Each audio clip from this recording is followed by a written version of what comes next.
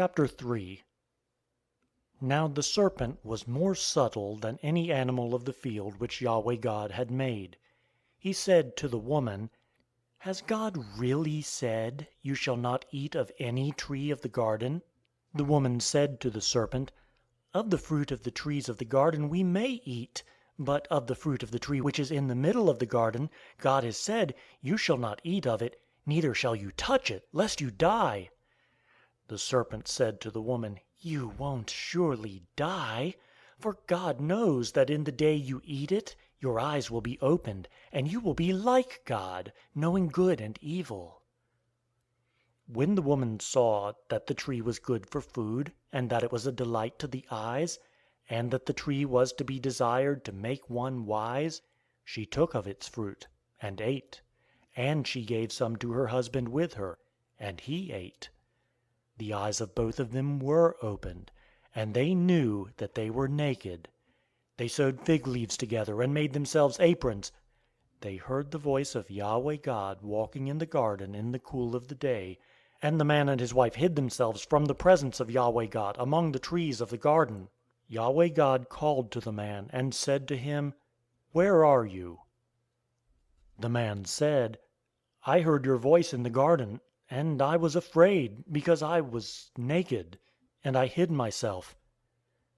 God said, "Who told you that you were naked? Have you eaten from the tree that I commanded you not to eat from?"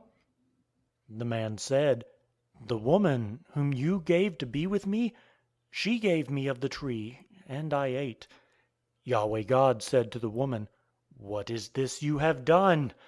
The woman said, "The serpent deceived me, and I ate." Yahweh God said to the serpent, "Because you have done this, cursed are you, above all livestock and above every animal of the field. On your belly you shall go, and you shall eat dust all the days of your life.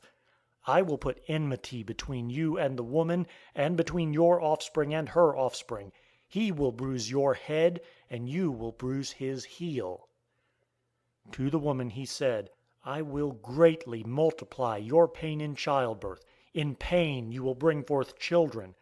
Your desire will be for your husband, and he will rule over you." To Adam he said, "Because you have listened to your wife's voice, and have eaten of the tree of which I commanded you, saying, 'You shall not eat of it,' cursed is the ground for your sake. In toil you will eat of it all the days of your life. Thorns also and thistles will it bring forth to you, and you will eat the herb of the field. By the sweat of your face you will eat bread until you return to the ground, for out of it you were taken. For you are dust, and to dust you shall return." The man called his wife Eve, because she was the mother of all living.